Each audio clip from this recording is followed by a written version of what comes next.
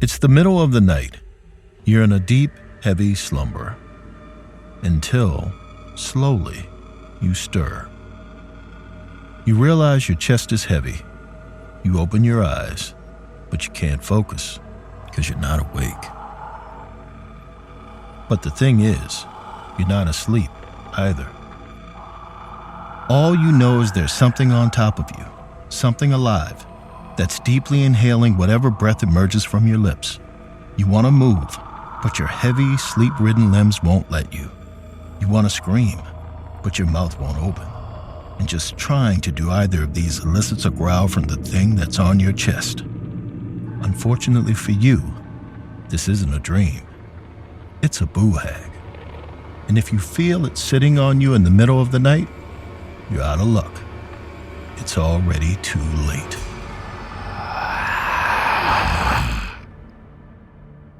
I heard about the boo hag while staying in the Georgia Sticks, somewhere outside of Savannah. See, I'd been tasked with writing a script set in that area, and sometimes the words don't flow unless you're there in the flesh. Unfortunately, even after I got to town, the words still weren't coming. It made this worry seep in. A cruel internal naysayer in my head started telling me all kinds of tales, that I wasn't good enough to write this thing, that I'd never get it done, which is why I found a way to procrastinate putting pen to paper. It involved making a social call to some friends who lived even further out in the boonies. They were surprisingly iffy on having me. When I got there, I found out why. Something had happened next door. It had made them afraid for the safety of any potential guests. A creature called a boo hag had made a social call to their neighbor. According to them, this kind of hag is a special breed of witch, straight from Gullah folklore, brought to Georgia's low country on the lips of enslaved people who toiled there. It's considered by some to be a metaphor for possession, or an old explanation for sleep paralysis. But really, the boo hag is a whole lot more than that. It's a night prowler, a denizen of evil that sneaks into homes through the tiniest of cracks, an open window, a door lock. Once inside, it sits on its victim's chest and steals their breath while they sleep. That's how these vampiric creatures feed, you see, on your air, your life force.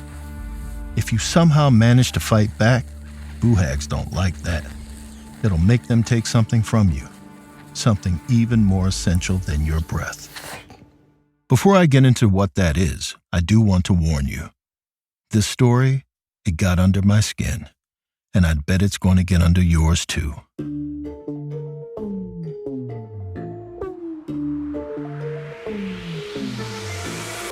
You're listening to Run Fool. I'm Rodney Barnes, and this is episode 10, Boo Hags.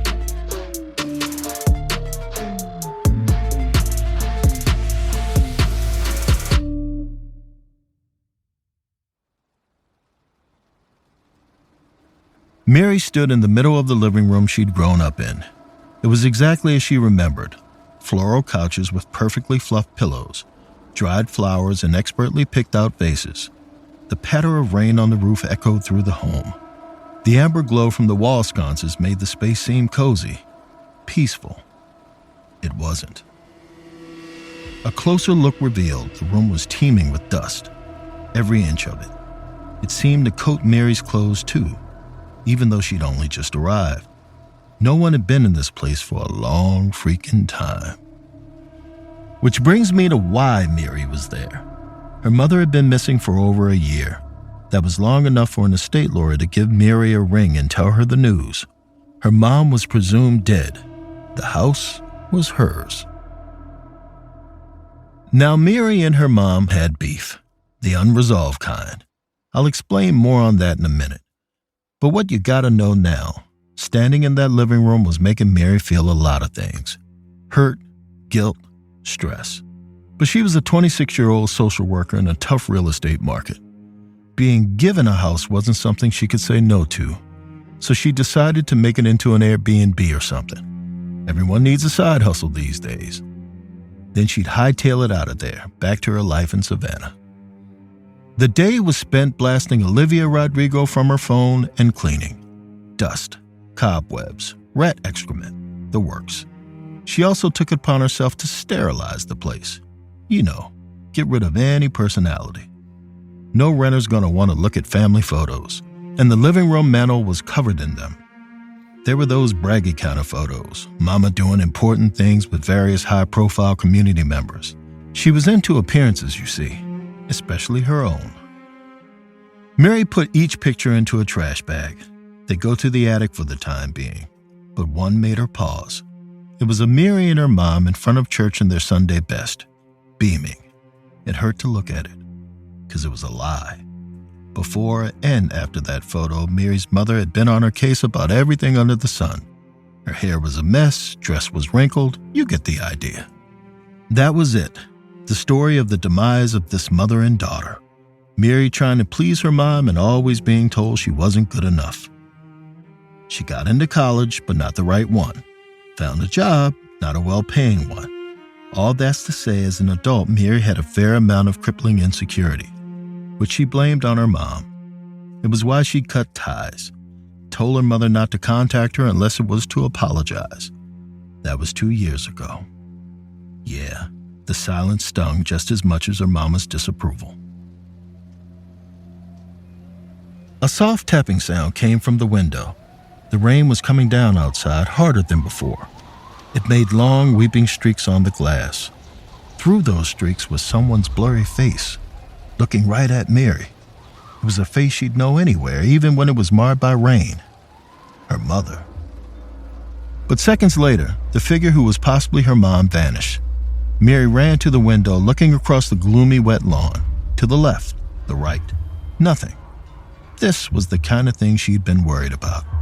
Being back here was messing with her head, tearing open old wounds. That's when a mean voice took over. That same kind of nasty internal naysayer that yours truly had experience with. It told Miri coming back was a bad idea. She was too weak for this kind of thing.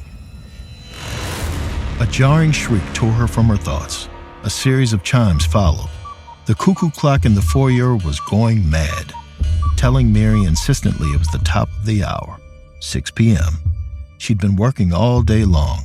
Suddenly, she felt like it too. She spent the rest of the evening making herself a half-assed dinner. As she ate, she felt an unwelcome thrum of anxiety build. The house felt large around her, looming. Like if she wasn't careful, it would consume her. For the second time, she wondered if coming back was a horrible mistake. When she turned in that night, she wasn't shocked to see her childhood bedroom had been redone. The walls were once full of rock bands and sports teams, but her mom had swapped those out for pale yellow paint and frilly linens. She designed a room for the daughter she wanted instead of the one she had. Miri brushed aside the sharp sting of hurt that came with this thought, got in bed, and turned off the bedside lamp. She was asleep within seconds. Miri couldn't say what occurred to her first, but sometime in the wee hours of the morning, she became aware of the room around her.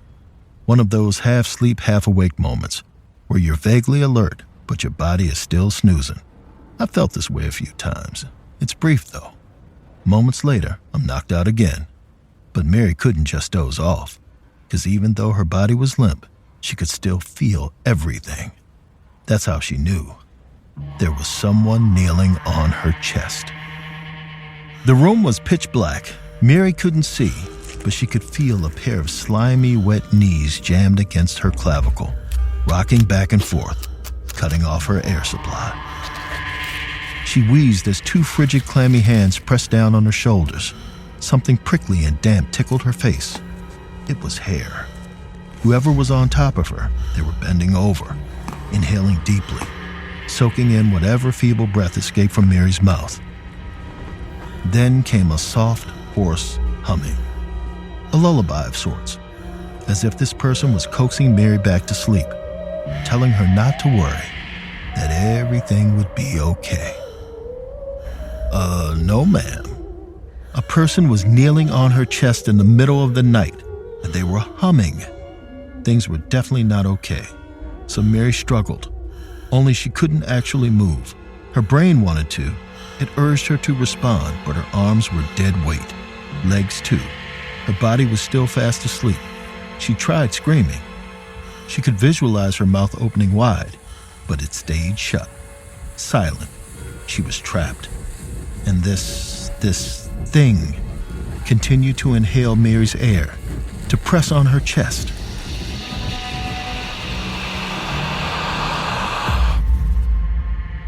Sunlight hit Miri's face and she sat up. It was morning. The rain had cleared. The room was empty. She put a hand on her chest. It was tender, but she could breathe again. She slouched as relief hit. It'd been a dream. A messed up one, but yeah, beats the alternative. She closed her eyes. Her head ached, but she forced herself to get up. Because if last night's dream told her anything, it was this. The house wasn't good for her. The sooner she was done setting it up, the sooner she could leave. In the kitchen, Miri waited for her bread to toast and made a to-do list. 1, clean the bedrooms. 2, put personal effects in the attic. As she wrote, her mind wandered. The paper blurred, her eyes itched. A yawn stretched her dry lips. Damn, she couldn't remember the last time she was this tired. Her bread popped out of the toaster, startling her. When she went to grab it, she caught a glimpse out of the window. Her mother was outside. Again. This time she stood a few yards away by an old willow tree. Miri stared, mouth agape, heart pounding. She watched as her mom lifted a hand, waved. Then Miri blinked, and the vision was gone. Before she could berate herself for letting this place get to her yet again, a familiar shriek came from the foyer. The cuckoo clock, shouting at Miri that it was already 10. She better get a move on. So, that's just what she did. She worked herself to the bone that day, making progress on her to-dos. But that night, the nightmare returned. A damp, unseen stranger sat on her chest, singing a lullaby and taking Miri's breath. It happened the next night, too. By day 3, Miri was delirious, sleep-deprived, but she was also so close. One more day of work left. You know, some odds and ends. Moving the final bits of crap to the attic, waiting for the new couch to arrive. After that, she could put this house up on all those rental websites, then reap the benefits of this depleting week. She decided to get some reinforcements to make it through this last stretch. You know the kind, good old sleep aids. So she hopped in her car, then drove 20 minutes to the town pharmacy. The pharmacist was one of those men that was either 60 or as old as time itself. She remembered him from when she was a girl, so she guessed the latter. When she dumped her Sleepy Time haul on the counter, he gave her a look. The knowing kind. He said, "You might not want to hear this, but I don't think this'll cure what you got.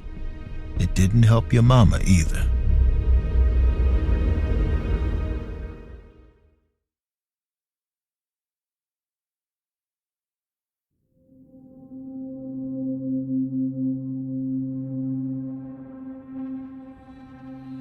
Sure, the pharmacist sounded ominous, but Miri hadn't slept in 3 days. Everything felt ominous. So she just stared at him blankly, even as he dropped a bombshell on her. He said that Miri's mom had been there just days before she went missing. She'd bought the same haul, and based on what she'd told him, he wasn't sure it was sleep either of them needed. It was to get rid of the boo hag that lived in their home. Miri frowned, trying to keep up. Her mind felt slow, heavy, like it'd been filled with mud. But she heard a few things. A boo hag, a witch who steals your breath at night. But that isn't the worst of it. Her head was pounding. Just standing there trying to stay awake was tough. For another, this guy was making her feel all kinds of anxious. She had enough on her plate without an old folktale making it harder for her to sleep at night. So she interrupted him with a quick thank you and booked it out the door. She didn't even take her slumber meds with her. The sun was setting when Miri got home. She went straight into the kitchen to pour a glass of wine. Her hands were shaking as she mulled over what the pharmacist said. It hit a little too close to what she experienced that night. The woman, the breath. Before she could stop herself, she pulled out her phone and did a quick Google.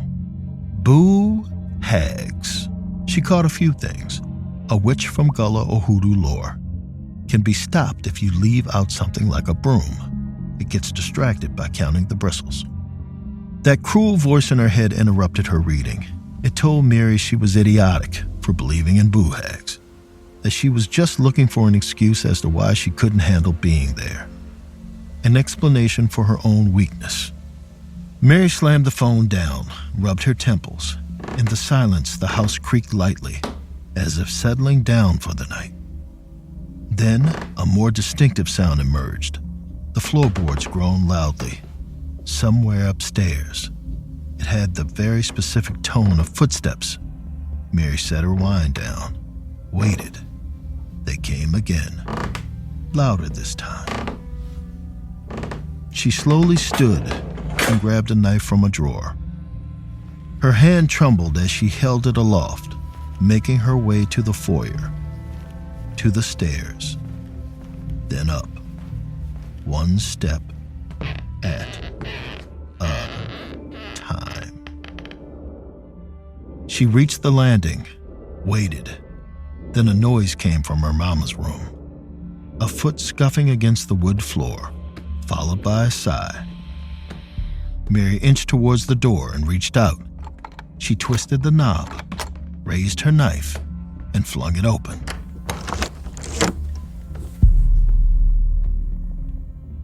The bedside light was on. It cast a myriad of shadows around the room. In the inky recesses of the space, a figure stood, backlit, but Miri would know that silhouette anywhere. It was her mother. This time, she didn't disappear. She wore a nightgown. Her hair was a true mess, kinda in a bun, but pulled every which way out of it too. Frizzy stood up on end, nothing like the polished woman Miri remembered. And she didn't say anything. That was unlike her too. Finally, Miri spoke. Just a whisper. "Mama?" Miri's mother turned. Half the light from the lamp caught her cheek. She looked terrible. Ashen. Sunken eyes and skin that seemed to hang off her face like a draped curtain. You know, all this time, Miri's mama had been what we call a big bad. A looming villain in Miri's head. The source of that naysayer voice that always brought her down. But seeing her mom confused and haggard, it took away a lot of the power she'd had over her daughter. At that moment, Miri didn't feel any righteous anger, just pity. So she set down the knife and found herself saying the only thing she'd ever really wanted to say. "I forgive you." At least in this moment, she meant it. Her mom turned all the way around. Miri, thinking they were about to hug it out, opened her arms. She stepped closer, but as she did, she noticed the other side of her mom's face was wrong. The flesh on her cheeks hung even more there and seemed to be uneven. The edges of her eye were peeling off, exposing raw muscles, tendons. When Miri's gaze traveled down her mom's body, she stifled a scream. The front of her nightgown hung open in tatters, like it'd been slashed. The skin beneath it was uneven too, full of ripples yanked tight in some areas, hanging loose and pursed in others, like her mama had been torn open and sewn together again. As Miri took this in, her mom reached her hands into the seam at her belly and pulled. Her chest came apart with a loud rip. The hands shoved the skin off her chest, took a shoulder out, then an arm, then pushed her mama's face back like it was a hoodie. The skin dropped to the floor and a figure stepped out of it. A woman. She was shiny, pure muscle. Stringy, matted hair hung over her face, but it parted just enough for a single bloodshot eye to peer out at Miri. Below that piercing gaze, a lipless grin. The person Miri had just achieved a milestone emotional moment with was not her mother. It was a horrific and possibly grotesque creature who had been wearing her mom like a garment. It was a boo hag. The slick woman who had been living inside her mama took a step forward, and Miri finally had the wherewithal to tell her own feet to start moving. She shot out the room, down the stairs, into the foyer. She was almost at the front door when the cuckoo clock shot out at her with a wail. It was the top of the hour. Now, this had happened a ton of times already, but even so, it still scared the hell out of Miri. She flinched and staggered backwards. Her foot caught the bottom step and she fell upwards against the stairs. Her head collided with the wood so hard she saw stars. But she became alert enough when she heard movement at the top of the landing. A look up told her it was the Boo Hag in all her skinless glory. She crawled towards Miri on all fours, limbs twisting over themselves in her haste, a bloody, deranged acrobat. Miri struggled to her feet, then veered into the living room. She probably should have headed to the door, but, instincts and all that. They don't always do you right. As she ran, she flung open a hall closet, trying to slow that thing down. A broom fell out and hit the floor with a clatter. Miri really didn't notice. She was headed towards the kitchen to the back door, but something made her stop. A low, familiar humming came from behind her, the one she woke up to every night. The Boo Hag was sitting on the ground, fingers buried in the broom's bristles. She was counting each one fervently, humming as she worked. Miri remembered what Google told her. Giving the Boo Hag something to count was one tried and true way to stop it. She had to give it to the internet. It really does have all the weird random crap you could possibly need. Now, this kind of bizarre turn of fortune was a good thing. It bought Miri time to get away. But she wasn't running for the door. She was thinking about her mama, in particular of that skin upstairs on the floor, discarded, ready for this monster to put it back on whenever she felt like it. Image was everything to her mom. Some old hag wearing her face around and making a mess of it, that would have been her mom's worst nightmare. Miri hadn't really gotten to tell her mother she forgave her, but she'd felt the forgiveness in her heart anyway. And the next best thing to her mama actually hearing it, doing her a solid and getting rid of her skin before the Boo Hag could take it again. The hag was still counting behind her. Miri flew past, up the stairs, into her mama's room. The hide was still there, left in a pile like sloppy soiled clothes. Miri nudged it with her foot, grimacing at its sodden weight. Then her eyes landed on the bedside table. A big old Martha Stewart-style candle sat on its surface. Next to that, a lighter.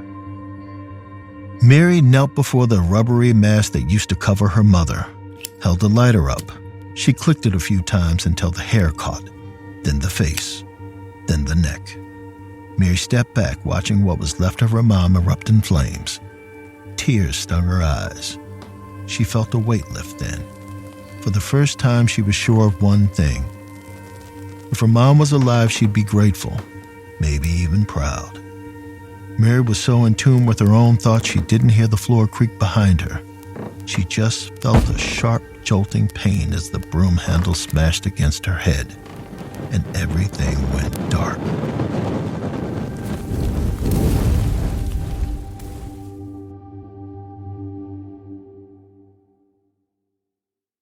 Miri awoke to a familiar feeling.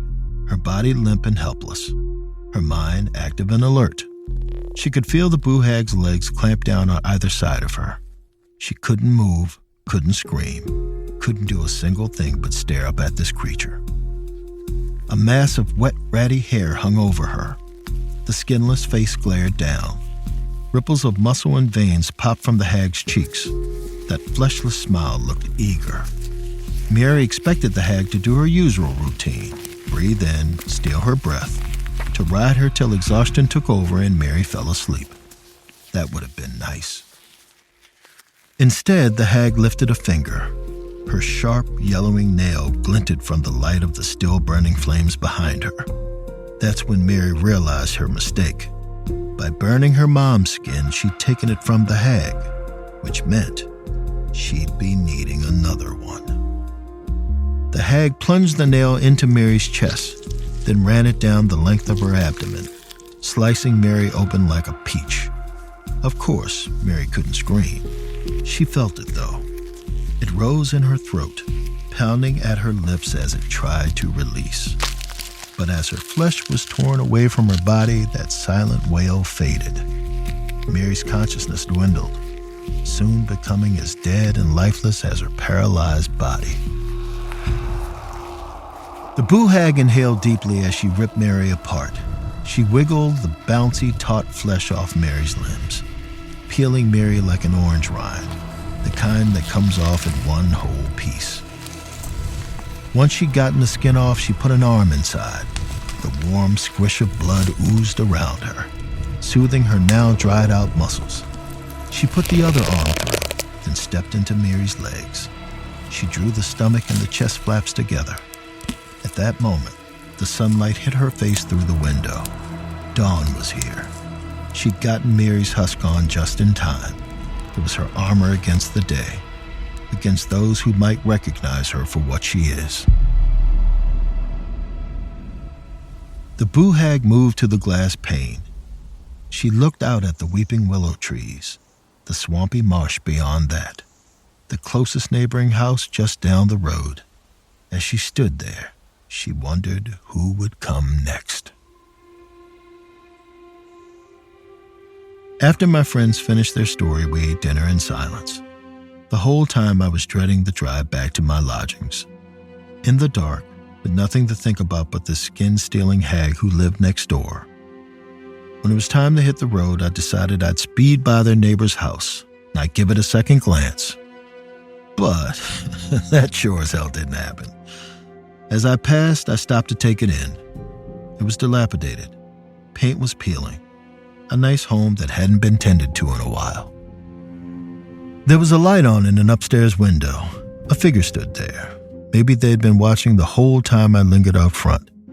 It was a young woman. She stood very still. So much so, I wasn't sure she was real till she lifted a hand, gave me a stiff wave. I didn't wave back, just put my car in gear and drove away. Like I said, I'd been having my fair share of self-doubt, just like everyone. But all things considered, I decided I felt pretty good about being me, and I definitely didn't want anyone else taking my skin for a ride.